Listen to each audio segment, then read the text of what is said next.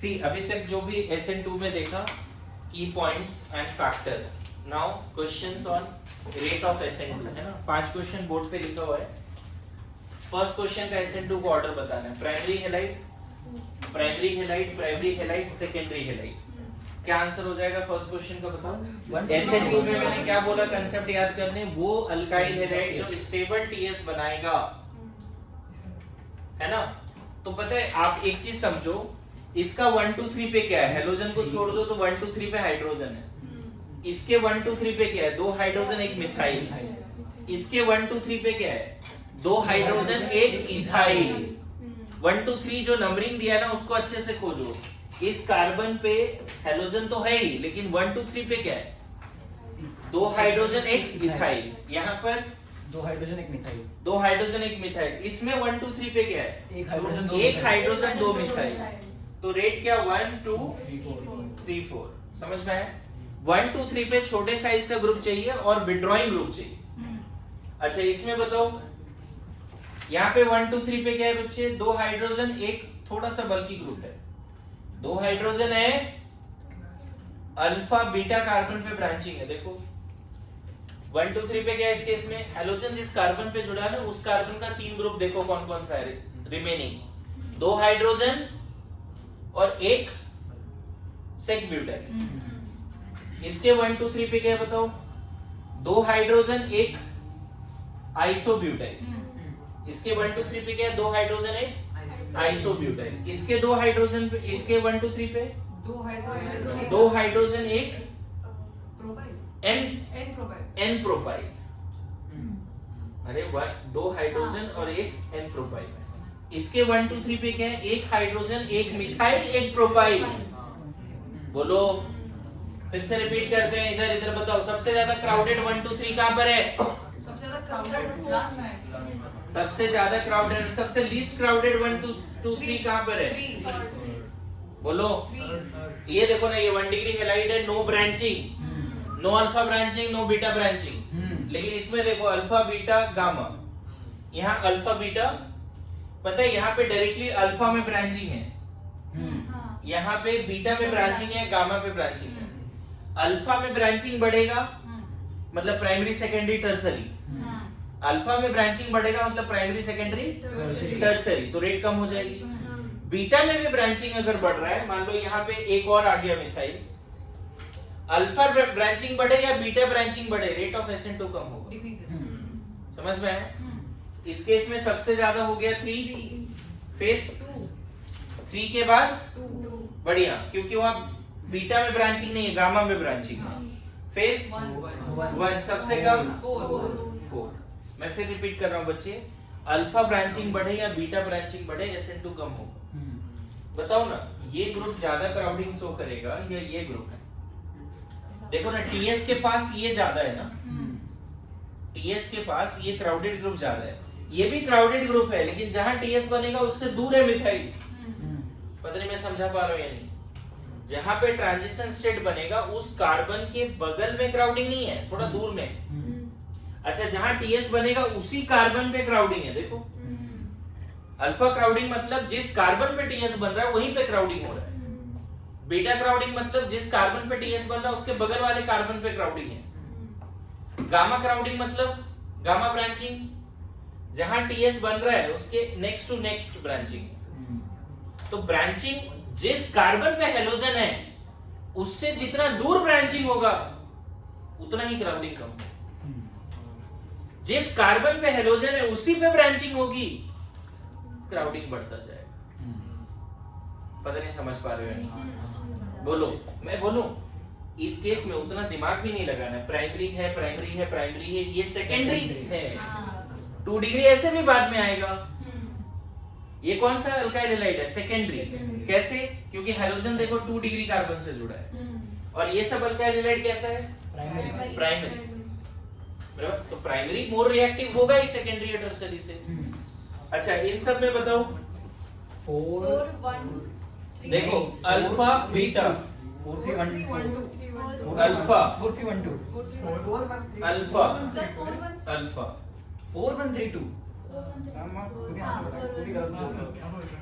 देखो ये तो लास्ट में आएगा बच्चे, क्योंकि अल्फा में 3 ब्रांचिंग है। हाँ जी ये 3 डिग्री अल्काइल हैलाइड है, वो SN2 देता देता ही ही नहीं नहीं, है। एनसीईआरटी का डेटा ये है। तो सीधा SN1 के थ्रू जाएगा। ठीक है, अच्छा ये भी SN2 नहीं देगा क्योंकि एक ही ग्रुप है। एलिमिनेशन देखो। देखो अल्फा कार्बन पे वो बाद में डिस्कस करेंगे, अभी फिलहाल यहाँ पे आ जाओ।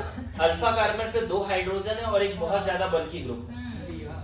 हो सकता है ये भी SN2 ना दे, ये तो कंफर्म नहीं देगा। नहीं देगा। इन दोनों में ये 2 डिग्री है, ये 1 डिग्री है, तो सबसे ज्यादा 4, 4 फिर 3, फिर तुम बोल दो 1 एंड लास्ट में 2।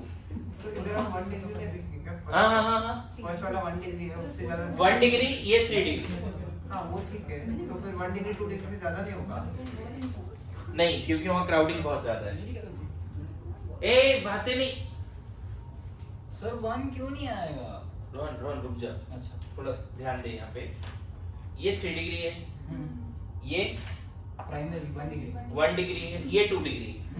2 डिग्री और 1 डिग्री में हमें लगता है 1 डिग्री देना चाहिए, लेकिन 1 डिग्री में बीटा ब्रांचिंग बहुत ज्यादा है, एक्सेसिव ब्रांचिंग है। एक बार इसका आंसर देखो क्या दिया है, कंफर्म 4 3 1 2 4 3 1 2। तो सही लिखा है ना बच्चे। रीजन देखो, ऐसा नहीं कि प्राइमरी है तो बहुत जल्दी देगा, सेकेंडरी है तो बाद में देगा। प्राइमरी है बट बीटा पे एक्सेसिव क्राउडिंग है। मेरे बात समझ रहे हो? मैं ये 2 क्वेश्चन हटा दूं क्या? 2 क्वेश्चन हटा दो जी।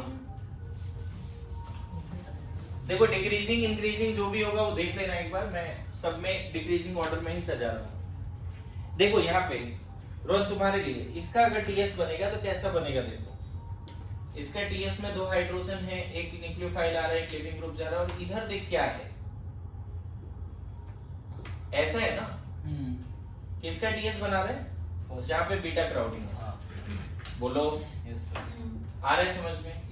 अब बताओ इस क्राउडिंग में इन तीनों ग्रुप के बीच में क्राउडिंग ज्यादा है या नहीं है, वो सोचने वाली बात है पहले तो। चलो 2 हाइड्रोजन तो नहीं कर रहा है, लेकिन ये जो इतना बड़ा ग्रुप है इस न्यूक्लियोफाइल को भी डिस्टर्ब करेगा आने में, न्यूक्लियोफाइल को डिस्टर्ब करेगा आने में, क्योंकि बगल में बीटा क्राउडिंग है। इसका टीएस बनाता हूं, इसका टीएस देखो कैसा बनेगा।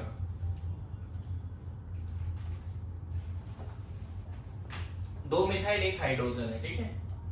2 मिथाइल चलो इधर ले लेता हूं, एक हाइड्रोजन, यहाँ न्यूक्लियोफाइल आ रहे हैं, लिविंग ग्रुप जा रहा है। तुम बताओ क्राउडिंग के हिसाब से क्या लगता है कौन सा टीएस ज्यादा स्टेबल लग रहा है? ये 1 डिग्री, वो 2 डिग्री। फिर भी नहीं लगता कि यहाँ पे क्राउडिंग न्यूक्लियोफाइल को आने में ज्यादा तकलीफ होगी यहाँ पे? मेरी बात समझ रहे हो? यहाँ पे क्राउडिंग ज्यादा लग रहा है क्या तुम्हें? कहाँ क्राउडिंग ज्यादा लग रहा है बताओ? या फिर कौन सा ऐसा ट्रांजिशन स्टेट है या बिफोर ट्रांजिशन स्टेट न्यूक्लियोफाइल जल्दी आ सकता है? इसमें न्यूक्लियोफाइल आने में दिक्कत आएगी क्योंकि बीटा पे एक्सेसिव क्राउडिंग है। यहाँ पे 2 डिग्री आ जाता है न्यूक्लियोफाइल, और 3 डिग्री वाला जो ट्रांजिशन स्टेट है वो तो हाईली अनस्टेबल होगा, उसमें डाउट क्रिएट ही नहीं करना है, क्योंकि तीनों मिथाइल आने के बाद तकलीफ और बढ़ेगी। आ रहा है समझ में? तो ये तो हाईली अनस्टेबल टीएस है। टीएस की स्टेबिलिटी के हिसाब से देखें तो प्राइमरी हैलाइड होते हुए बीटा पे एक्सेसिव क्राउडिंग है, इसीलिए वो लेस रिएक्टिव है 2 डिग्री से। अगर हम वहाँ पे सारे CH3 की जगह CF3 कर दे तो फिर आंसर क्या होगा? इधर क्या? हाँ अब एक स्पेशल केस है, विड्रॉइंग ग्रुप आ गया तो बोल सकते हैं ज्यादा होगा, तो ये उससे भी ज्यादा होगा? लेकिन क्राउडिंग के हिसाब से देखना पड़ेगा रिजल्ट। मैं बोल रहा हूँ रिजल्ट देखना पड़ेगा, क्योंकि क्राउडिंग मैटर्स। विड्रॉइंग ग्रुप मतलब वो बना तब तो विड्रॉइंग ग्रुप अपना असर दिखाएगा। पहले टीएस बनने के लिए न्यूक्लियोफाइल आना चाहिए, और न्यूक्लियोफाइल आने के लिए जिस कार्बन पे हेलोजन है वो लीस्ट क्राउडेड होना चाहिए। आ रहा है समझ में? अच्छा लास्ट वाला आंसर बता दो, मैं इसको हटा देता हूँ, चलेगा? ये जरूरत है बनाने का? अच्छा क्वेश्चन था, इसमें 1 और 3 में लोग गड़बड़ करेंगे। मेरी बात समझ रहे हो? बीटा पे एक्सेसिव क्राउडिंग होगा तो सेकेंडरी भी ज्यादा हो जाएगा विद रिस्पेक्ट टू प्राइमरी।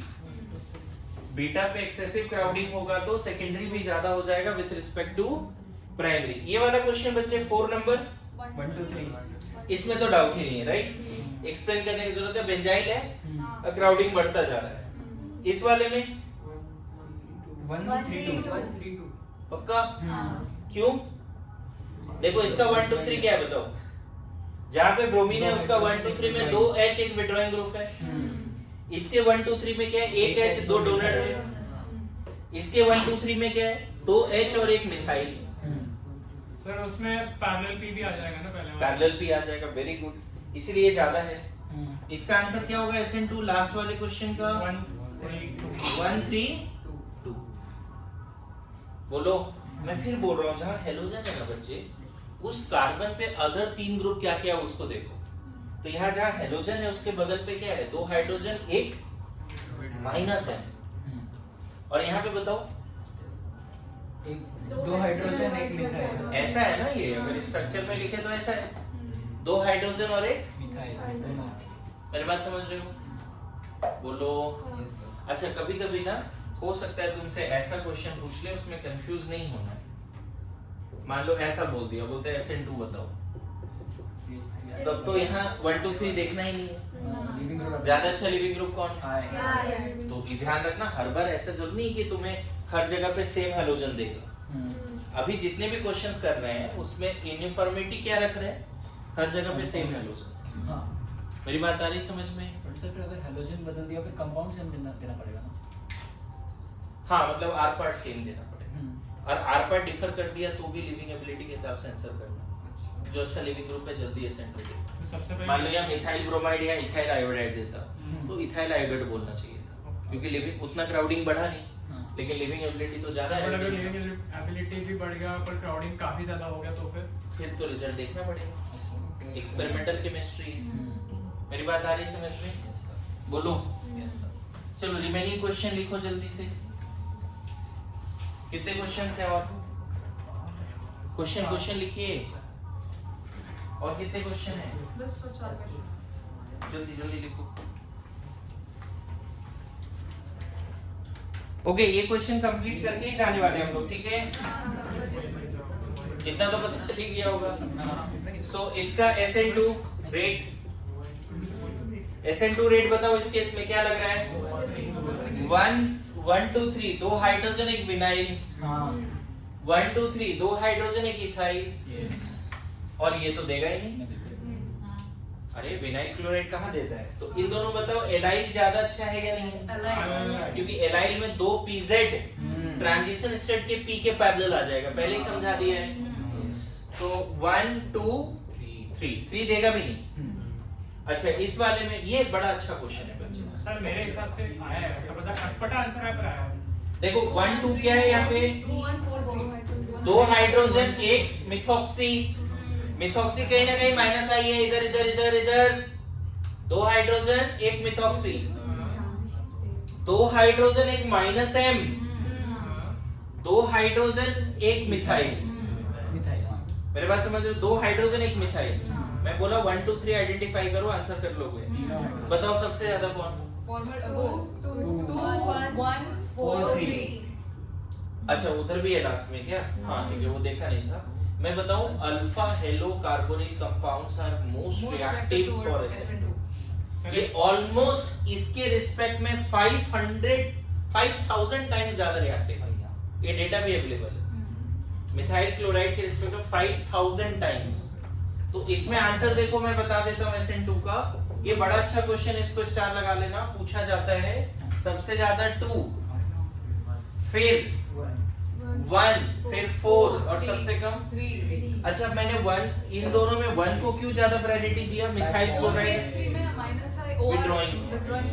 अच्छा, कुछ लोग अगर उसको प्लस M के हिसाब से बना लेते तो गलत होता। ध्यान देना एक बार, इधर इधर इधर।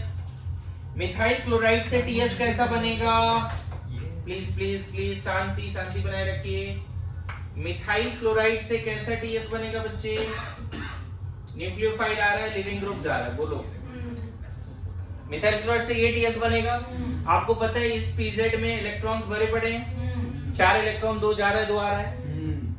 इससे TS कैसा बनेगा? इस वाले पार्ट से देखो, एक ऐसा है बच्चे, 2 हाइड्रोजन है, यहाँ पे लोन पेयर आ रहा है, लोन पेयर जा रहा है, बोलो। Yes sir. अब ये मत करना कि इसका लोन पेयर को उधर भेज रहे हैं, रेजोनेंस होगा नहीं यहाँ पे, ये नहीं। नहीं होगा। यहाँ ये कैसा ग्रुप होगा OCH3 माइनस विड्रॉइंग ग्रुप होगा बच्चे, खींचेगा इलेक्ट्रॉन क्लाउड। हम्म। यहाँ पे देखो ये तीनों हाइड्रोजन कुछ सपोर्ट नहीं कर रहा है, तीनों हाइड्रोजन कोई सपोर्ट नहीं कर रहा है, लेकिन यहाँ पे कम से कम मिथॉक्सी PS को -I से स्टेबल बना रहा है। This is the important concept. And this one 4132 ये तो इजी है, विड्रॉइंग ग्रुप अगर नीचू लगा हुआ है तो SN2 अच्छा, और डोनर ग्रुप +M+H+I नीचू लगा हुआ है तो SN1 अच्छा। बोलो, फिर से रिपीट कर रहा हूँ, पैरा पोजीशन पे -M-H-I लगा है तो SN2 के लिए बेस्ट। इसका रेट क्या? 4132 4-1-3-2 पक्का ना? लास्ट वाले का आंसर 3 वेरी गुड। ये भी अल्फा हेलो कार्बोनिल कंपाउंड 3-1-2। भागो नहीं। अभी क्या है कि आपने जैसे लास्ट लेक्चर में मैंने बोला था आपको 12 क्वेश्चंस किए थे हमने, तो उसी तरह से मेरे SN2 के यहाँ पे क्वेश्चंस हैं। देखो पहला क्वेश्चन 2 3 4 5 6 7 8, उसके बाद एक हेलोजन रिएक्शन, 6 क्वेश्चन, ज्यादा नहीं है। ये 6 क्वेश्चन एक क्लास में डेफिनेटली मैं लिख के करा दूंगा, लेकिन एक बार देख के आओ, हेलोजन एक्सचेंज रिएक्शन पढ़ के आओ, और पूरा hello alkane hello arene read करके आने का होमवर्क है NCERT, complete liner hello alkane hello arene. Okay, thank you so much.